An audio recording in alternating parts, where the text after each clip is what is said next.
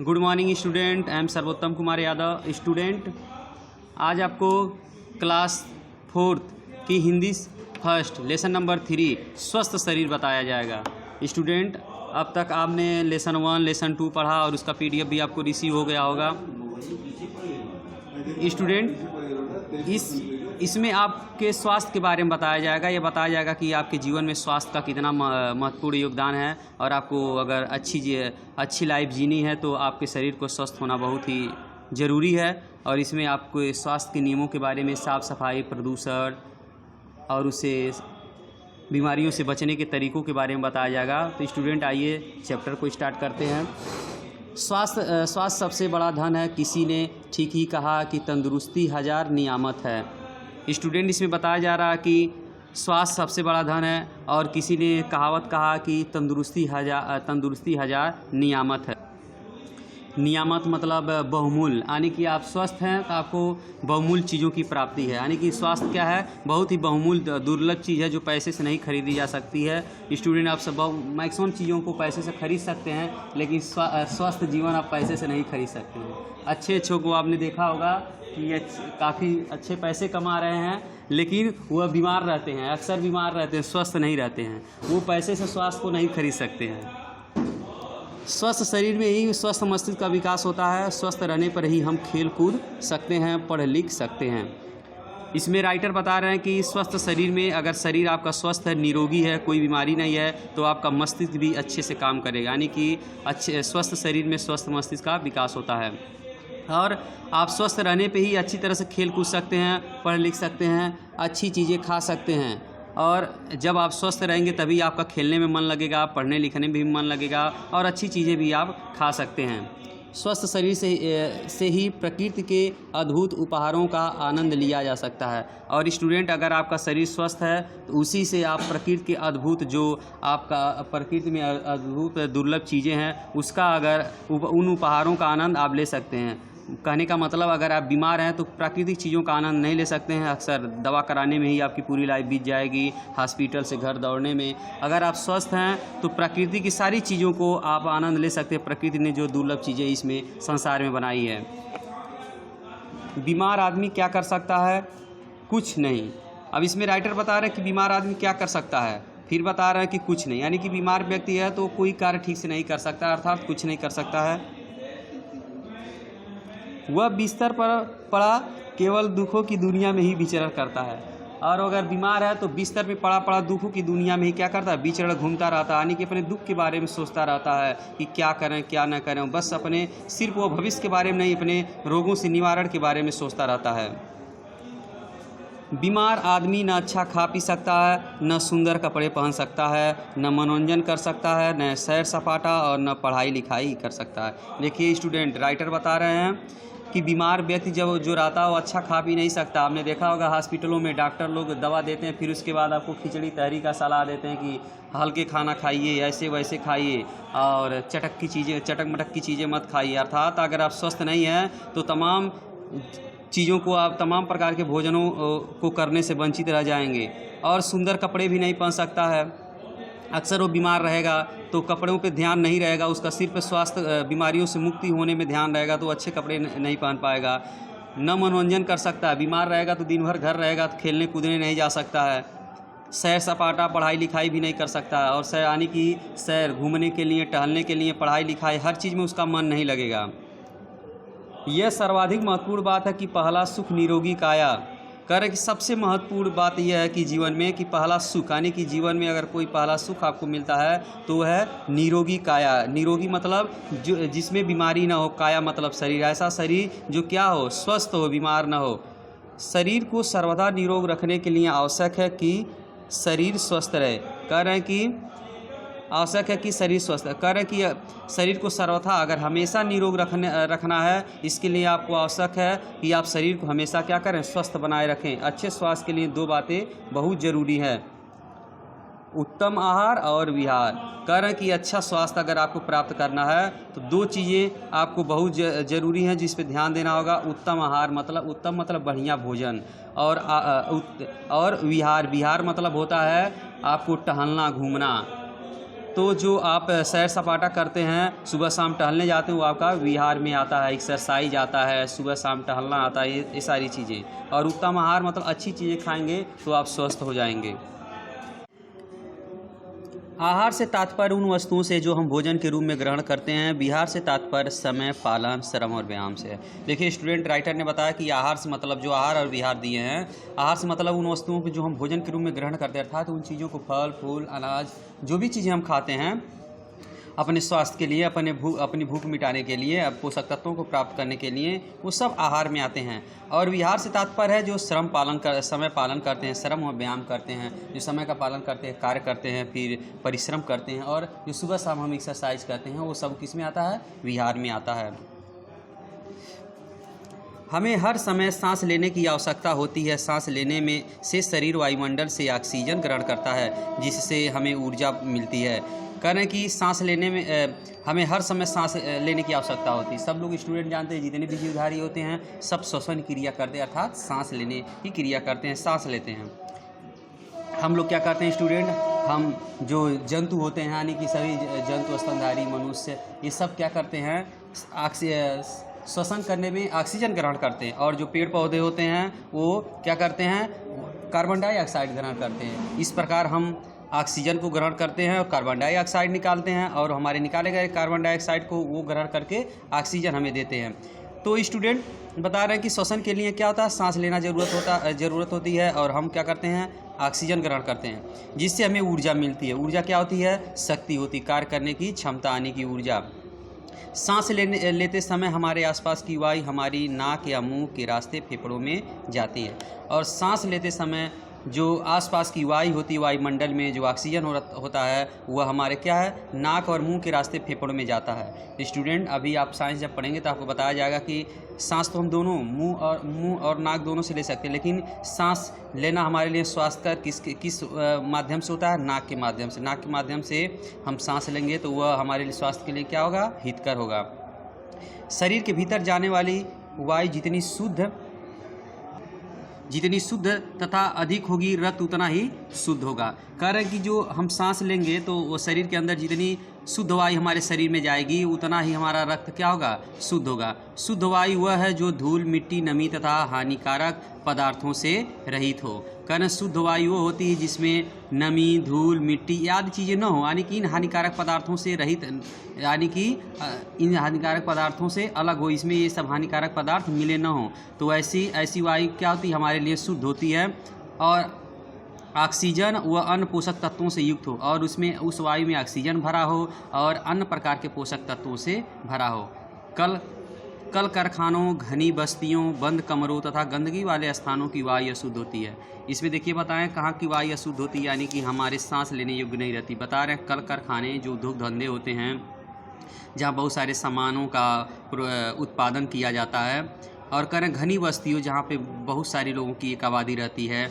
बंद कमरों तथा बंद कमरों में हम जहाँ कमरे को हमेशा ओपन रखना चाहिए। कह रहे बंद कमरों में क्या होती है? हम रिस्पायरेशन मतलब ऑक्सीजन को हम क्या करते हैं? बार बार उसके अंदर हम श्वसन क्रिया करते हैं, तो वो ऑक्सीजन कार्बन डाइऑक्साइड में बदल जाती है। और जब बंद कमरा रहता है तो बाहरी जो ऑक्सीजन रहती है हमारे कमरे में एंट्री नहीं कर पाती है। इसके लिए वो क्या होती है? कमरे की वायु अशुद्ध हो जाती है, दूषित हो जाती है। तो कह रहे हैं और गंदगी वाले स्थानों की वायु अशुद्ध होती है। कह रहे कि ऐसे चीज़ों, कल कारखानों वाली, घनी बस्तियों वाली, बंद कमरों वाली और गंदगी वाले स्थानों में हमेशा हम देखते हैं कि वायु क्या होती है? अशुद्ध होती है। हमें साफ और ताज़ी हवा में सांस लेनी चाहिए। कह रहे हैं कि हमें साफ़ और ताज़ी हवा में सांस लेनी चाहिए। गंदी हवा में सांस लेने से फेफड़े खराब हो जाते हैं और सांस की जानलेवा बीमारियां हो जाती हैं। कह रहे हैं राइटर कि अगर हम गंदी हवा में सांस लेंगे तो हमारे फेफड़े क्या हो जाते हैं? खराब हो जाते हैं। फेफड़े जिसके द्वारा हम क्या करते हैं? श्वसन क्रिया करते हैं। और सांस लेने की बीमारियां, यानी कि सांस से संबंधित तमाम, जैसे दमा, ये भी एक सांस की बीमारी है। तो इस तरह की बीमारियां हो जाती हैं। धूल या धुआं हो तो नाक तथा मुंह पर रुमाल रख लेना चाहिए। अगर राइटर बता रहे हैं कि कहीं से आप गुजर रहे हैं, रास्ते में धूल और धुआं हो, तो वहाँ पे हमें नाक पर क्या कर लेना चाहिए? नाक तथा मुंह पर रुमाल रख लेना चाहिए, जिससे क्या हो? बाहर के जो धूल और धुआं वाले कण हो हमारे श्वसन अंगों में न पहुँच पाएँ। सदा नाक से सांस लेनी चाहिए। देखिए स्टूडेंट, अभी आपको बताया ना कि सांस तो हम मुंह और नाक दोनों के रास्ते ले सकते हैं, लेकिन नाक से ही लेना सांस क्या हितकारी होता है, इसलिए बताया है कि सदा नाक से सांस लेनी चाहिए। मुंह ढककर नहीं सोना चाहिए। जल के बिना जीवन की कल्पना नहीं की जा सकती। आप कह रहे हैं कि मुंह ढक कर के नहीं सोना चाहिए, इसलिए कि जब मुंह खुला रहेगा तो वातावरण से वायु क्या शुद्ध वायु हमारे शरीर नाक के द्वारा हमारे फेफड़ों तक प्रवेश करेगी। अब देखिए स्टूडेंट, हो सकता है उधर भी गए, देख लीजिए, उधर ध्यान नहीं दिए। अब स्टूडेंट देखिए, अभी तो स्वास्थ्य के बारे में, आहार के बारे में, बिहार के बारे में राइटर ने बताया, फिर आपको बताया शुद्ध वायु के बारे में। अब यहाँ से जल के बारे में बता रहे हैं। जल के बिना जीवन की कल्पना नहीं की जा सकती। कह रहे हैं कि जल के बिना जीवन की कल्पना नहीं, जीवन के बारे में हम सोच नहीं सकते हैं जल के बिना। क्यों? क्योंकि बिना जल के कोई भी जीव जंतु जीवित नहीं रहता है। पेड़ पौधे हुए या जीव जंतु हुए, स्टूडेंट, सबको जल आने की, पानी की आवश्यकता, वाटर की आवश्यकता होती है। जल जितना शुद्ध होगा रक्त भी उतना ही शुद्ध होगा। देखिए स्टूडेंट, ये बताया गया कि पहले आपको कि जितना शुद्ध ऑक्सीजन आप ग्रहण करेंगे और ज़्यादा ग्रहण करेंगे, रक्त हमारा यानी कि खून, ब्लड जिसे कहते हैं, उतना ही शुद्ध होगा। और जब शुद्ध होगा तो हमारे हम क्या होंगे? स्वस्थ होंगे। वैसे ही जल भी हमारे शरीर के लिए, स्वास्थ्य के लिए बहुत उपयोगी है। इसे बता रहे हैं कि शुद्ध जल जितना जल जितना शुद्ध होगा रक्त भी उतना ही शुद्ध होगा और शरीर भी स्वस्थ बना रहेगा। शुद्ध जल में किसी प्रकार का रंग, स्वाद, धूल, मिट्टी और बदबू नहीं होती। इसमें बताया जा रहा है कि जो शुद्ध जल होता है उसमें शरीर, उससे क्या होता है? शरीर भी शुद्ध, स्वस्थ बना रहता, शुद्ध बना रहता है। और शुद्ध जल में किसी भी प्रकार का रंग, स्वाद, धूल, मिट्टी और बदबू नहीं होती। और शुद्ध जल में किसी भी प्रकार का रंग नहीं होता, स्वाद नहीं होता, धूल नहीं होती, मिट्टी और बदबू नहीं। आपको बताया गया होगा स्टूडेंट साइंस में कि जल क्या होता है? रंगहीन होता, यानी उसमें रंग नहीं होता शुद्ध जल में। और शुद्ध जल क्या होता है? स्वादहीन, कोई स्वाद नहीं होता है, टेस्ट नहीं होता है। और रंगहीन, स्वादहीन और गंधहीन, उसमें क्या किसी प्रकार की गंध नहीं होती है। तालाब का जल अशुद्ध होता है। इसी प्रकार गंदी जगह के पास के हैंडपंप, कुएं आदि का जल भी शुद्ध नहीं होता। करें जो तालाब है उस तालाब का जल अशुद्ध होता है। इस प्रकार गंदगी वाले जगह के पास के हैंडपैप, कुएं आदि का जल भी शुद्ध नहीं होता। करें जो तालाब है, तालाब का जल अशुद्ध होता, क्योंकि ओपन रहता, खुला रहता, बहुत सारे कूड़े करकट उसमें पड़ते हैं, जानवरों का मल मूत्र उसमें गिरा पड़ा रहता है, इसलिए वो पानी क्या हो जाता है? अशुद्ध हो जाता है। कारण उसी प्रकार जो हैंडपंप आदि का जल भी शुद्ध नहीं होता। गंदी जगह वालों, मतलब सामान्य जगह नहीं, जो गंदी जगह पे हैंडपंप है, कुएँ हैं, उनका जल क्या शुद्ध नहीं होता। ऐसे जल को पीने से पहले उबाल लेना चाहिए। अगर ऐसे जल को पी रहे हैं तो पीने से पहले उबाल लेना चाहिए। क्यों? क्योंकि पीने से, उबालने से उसमें जितने भी हानिकारक प्रकार के उसमें जर्म्स, बैक्टीरिया, हानिकारक कीट रहेंगे, सब क्या जाते हैं? मर जाते हैं। नहाने धोने, रसोई के काम और पीने के लिए भी कभी प्रदूषित जल प्रयोग में नहीं लाना चाहिए। कारण कि नहाने धोने के लिए और रसोई के काम में और पीने के लिए कभी प्रदूषित जल का प्रयोग में नहीं लाना चाहिए। कुएं के पानी का प्रयोग करने से पहले उसमें लाल दवा पोटेशियम परमैंगनेट डाल लेनी चाहिए। कह रहे हैं कि कुएं का पानी जो है उसको प्रयोग में लाने से पहले क्या कर लेना चाहिए? उसमें लाल दवा होती है जिसे हम पोटेशियम परमैंगनेट कहते हैं, उसको उसमें डाल देने चाहिए। इससे उसमें उपस्थित सभी कीटाणु नष्ट हो जाते हैं। शरीर की महत्वपूर्ण आवश्यकता है भोजन। कह रहे हैं इससे अगर लाल दवा उसमें डाल देंगे पोटेशियम परमैंगनेट, तो वो क्या होता है? उसमें उस कुएं का सभी कीटाणु, यानी जिस पानी में डालेंगे उस जल स्रोत का सभी कीटाणु क्या होते हैं? नष्ट हो जाते हैं और जल शुद्ध हो जाता है। अब देखिए, अब स्टूडेंट इस जल के बाद भोजन के बारे में बता रहे हैं कि शरीर का महत्वपूर्ण आवश्यकता है भोजन। उत्तम स्वास्थ्य के लिए भोजन को पोषक तत्वों से भरपूर होना चाहिए। अगर उत्तम सही स्वास्थ्य, अच्छा स्वास्थ्य आपको प्राप्त करना है तो जो भोजन कर रहे हैं आप, वह क्या होना चाहिए? पोषक तत्वों से भरपूर होना चाहिए। भोजन जितना पौष्टिक तथा संतुलित होगा, शरीर उतना ही पुष्ट तथा स्वस्थ बना रहेगा। भोजन जितना पौष्टिक तथा संतुलित होगा, जितना भोजन पौष्टिक होगा और संतुलित होगा, शरीर उतना ही पुष्ट तथा स्वस्थ बना रहेगा। यानी कि जितना पोषक तत्व भोजन में पाए जाएंगे और संतुलित आहार, मतलब सभी जो पोषक तत्व समान मात्रा में जिस भोजन में मिलते हैं उसे हम कहते हैं संतुलित आहार कहते हैं। और करें ऐसा ग्रहण करेंगे शरीर उतना ही पुष्ट मतलब बलवान होगा और स्वस्थ भी रहेगा, यानी कि निरोगी बनेगा। भोजन का हमारे शरीर में निम्नलिखित कार्य, कारण कि जो भोजन हमारे शरीर में निम्नलिखित प्रकार के कार्य करता है। शरीर के विभिन्न भागों और मांसपेशियों की क्रियाओं के लिए शक्ति प्रदान करता है। जो भोजन आता है हमारे शरीर के विभिन्न प्रकार के भाग, विभिन्न प्रकार के अंग जो होते हैं उनको और मांसपेशियों की क्रिया, यानी जो हमारे शरीर की मांसपेशियां कार्य करती हैं उनकी क्रियाओं के लिए जो शक्ति प्रदान, ऊर्जा प्रदान करता है वो कौन करता है? भोजन करता है। हड्डियों और मांसपेशियों को मजबूत बनाना, वह हड्डियों और मांसपेशियों को क्या करता है? मजबूत बनाता है। कौन? भोजन हमारी हड्डियों को ताकत प्रदान करेगा, मांसपेशियों को ताकत प्रदान करेगा। रोगों से शरीर की रक्षा करना, और रोगों से हमारे शरीर की क्या करता है? रक्षा करता है। शरीर के ताप को बनाए रखना, और ये हमारे शरीर के ताप को क्या करता है? बनाए रखता है, यानी कि हमारे शरीर में उचित टेम्परेचर की मात्रा को बनाए रखता है। शरीर जो रोगों से लड़ता है उसमें विटामिन की भूमिका होती है, और ये विटामिन किससे मिलता है? हमें भोज्य पदार्थों से, भोजन से मिलता है। कोषों और तंतुओं का निर्माण और उनकी क्षतिपूर्ति करना, यह हमारे शरीर की कोषों मतलब कोशिकाओं के और उनसे तंतु जो फाइबर होते हैं तंतुओं का निर्माण करता है, और क्षतिपूर्ति करना, उसकी क्षति यानी कि नुकसान, जो तंतु और कोष हमारे शरीर में निष्क्रिय हो जाते हैं उनकी जगह फिर से उनका पुनरुद्धारण करता है, दूसरे नए टिश्यू बनाता है। स्वस्थ शरीर के लिए संतुलित भोजन परम आवश्यक है। स्टूडेंट आपको बताया ना, संतुलित भोजन यानी कि ऐसा आहार, ऐसा भोजन जिसमें सभी पोषक तत्व तो समान मात्रा में पाए जाते हैं, उसे हम क्या कहते हैं? संतुलित भोजन। तो राइटर बार बार बता रहे हैं कि संतुलित भोजन होता है जो हमारे स्वस्थ जीवन के लिए और स्वस्थ शरीर के लिए अति आवश्यक होता है। संतुलित भोजन में रोटी, चावल और दाल के अतिरिक्त हरी सब्जियाँ, फल और दूध का होना आवश्यक है। देखिए, संतुलित भोजन में रोटी, चावल और दाल के अतिरिक्त यानी इनके अलावा हरी सब्जियां भी होनी चाहिए, फल और दूध का भी होना आवश्यक है, यानी कि फल फूल का भी आप भोजन के साथ सेवन करते रहिए। मूली, गाजर और पालक जैसी सस्ती सब्जियां खाकर भी अच्छा स्वास्थ्य प्राप्त किया जा सकता है। देखिए स्टूडेंट, राइटर ने बताया कि मूली, गाजर और पालक जैसी सस्ती सब्जियां, यानी कि फल फूल से सस्ती क्या होती है? मूली, गाजर और पालक होती है। तीन सस्ती सब्जियों को खाकर भी आप क्या कर सकते हैं? अपने शरीर को स्वस्थ बना सकते हैं। अर्थात राइटर के कहने का मतलब कि सिर्फ आप महंगी चीज़ों को खाकर स्वास्थ्य नहीं प्राप्त कर सकते हैं।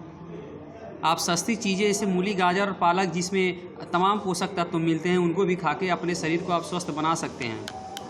उत्तम स्वास्थ्य के लिए संतुलित आहार के अतिरिक्त उचित व्यायाम, प्रसन्न रहना और हंसना भी आवश्यक है। कह रहे हैं उत्तम स्वास्थ्य के लिए जो संतुलित आहार आप करते हैं सिर्फ उतना आवश्यक नहीं है, इसके अलावा उचित व्यायाम यानी सुबह शाम आप एक्सरसाइज जरूर करें। प्रसन्न रहना यानी कि हमेशा चिंता ग्रसित मत रहिए, खुश रहने की कोशिश करिए, चिंता से मुक्त रहिए। हंसना भी आवश्यक और हंसते रहिए, निराश मत रहिए। ये सारी चीज़ें क्या होती हैं? एक स्वस्थ जीवन शरीर की पहचान होती हैं। चिंता और क्रोध का बुरा प्रभाव मन पर ही नहीं शरीर पर भी पड़ता है। कह रहे हैं कि अगर चिंता करेंगे और चिंता और क्रोध करेंगे, इसका बुरा प्रभाव सिर्फ हमारे शरीर पे नहीं पड़ता है, इसका प्रभाव हमारे मन पे भी पड़ता है। हमें कठिन विपत्ति के समय भी प्रसन्नचित्त एवं हंसमुख रहना चाहिए। हमें कठिन समय यानी हमारे पे कठिन विपत्ति पड़ा है, कोई समस्या पड़ी है, तो उस समय भी हमें क्या करना चाहिए? उस समय भी हमें प्रसन्नचित्त और हंसमुख बने रहना चाहिए। प्रत्येक व्यक्ति सारा दिन काम में लगा रहने से थक जाता है, अतः शरीर को विश्राम की आवश्यकता होती है। कह रहे हैं कि सारा दिन कोई व्यक्ति अगर काम कर रहा तो सारा दिन अगर काम करता तो उसके शरीर को थकान होती है, और इस शरीर को तब क्या विश्राम मतलब आराम की ज़रूरत पड़ती है। अतः विश्राम करना भी हमारे लिए क्या ज़रूरी है। नींद भी विश्राम का ही एक स्वरूप है, और जो हम नींद लेते हैं वो भी विश्राम का ही एक रूप है, यानी कि हम रात में सोते हैं। रात इसलिए बनी है कि अगर दिन भर हम कार्य कर रहे हैं तो रात को अच्छी नींद लें, जिससे हमारा शरीर क्या रहेगा? स्वस्थ रहेगा। शरीर को गर्मी में अधिक और सर्दी में कम विश्राम करना चाहिए। शरीर को गर्मी में अधिक विश्राम करना चाहिए और सर्दी में कम विश्राम करना चाहिए। स्टूडेंट देखिए, काफ़ी इंपॉर्टेंट चीज़ आपको राइटर ने बताया है स्वास्थ्य के लिए, कि अगर गर्मी का मौसम है तो हमें अधिक और सर्दी में कम विश्राम, गर्मी में हमें ज़्यादा आराम करना चाहिए, सर्दी में कम आराम करना चाहिए। अतः खुली हवा तथा शुद्ध जल का सेवन करने से नित्य व्यायाम, पौष्टिक तथा संतुलित आहार और उचित व्यायाम करने तथा जीवन को नियमित रखने पर ही शरीर को स्वस्थ रखा जा सकता है। कह रहे हैं कि अतः खुली हवा तथा शुद्ध वायु शुद्ध जल का सेवन करने, खुली हवा यानी कि मुक्त वातावरण में आप सांस लें और शुद्ध जल का सेवन करें, नित्य व्यायाम करें, एक्सरसाइज करें और पौष्टिक तथा संतुलित आहार यानी कि पौष्टिक युक्त भोजन को और सभी इसमें पोषक तत्व पाए जाएँ ऐसे संतुलित आहार को आप ग्रहण करें और उसके बाद उचित विश्राम भी करें। जितना ज़रूरी हो शरीर के लिए उतना शरीर को विश्राम यानी कि आराम दें और तथा जीवन को नियमित रखने पर ही शरीर को स्वस्थ रखा जा सकता है। नियमित यानी कि जीवन का जो कार्य है उसी दिनचर्या में उसे लगाएं। हमारा काम है श्रम करना, तो आप श्रम करें। दिन भर खा करके लेटेंगे तो हमारे शरीर में क्या हो जाएगा, मोटापा बढ़ जाएगी और ये हमारे शरीर के लिए क्या है, ये नुकसानदायक है। जो शरीर का नियमित कार्य, जीवन का नियमित कार्य, उसमें शरीर को लगाएंगे तो हमारा शरीर क्या रहेगा, स्वस्थ रहेगा। सच मानिए स्वास्थ्य ही सबसे बड़ा धन है, सबसे बड़ा सुख है। राइटर बता रहे हैं कि स्टूडेंट अगर सच में अगर मानिए तो स्वास्थ्य ही सबसे बड़ा धन और सबसे बड़ा सुख है, यानी कि हमारा जो स्वास्थ्य हमारा सबसे बड़ा धन है हमारे जीवन का और यही सबसे बड़ी सुख है, यानी कि इससे बड़ी सुख कुछ भी नहीं है। तो स्टूडेंट इस तरह से ये चैप्टर क्या हुआ, समाप्त हुआ। अब इस चैप्टर में आपको इसका एक्सरसाइज वर्क कराया जाएगा, PDF आपको सेंड की जाएगी और इसको आप पढ़िए। फिर इसका शिक्षा जो इसमें राइटर ने बताया उसे आप ग्रहण करिए, जीवन में इसका उपयोग करिए। तब तक के लिए स्टूडेंट आपका दिन शुभ हो।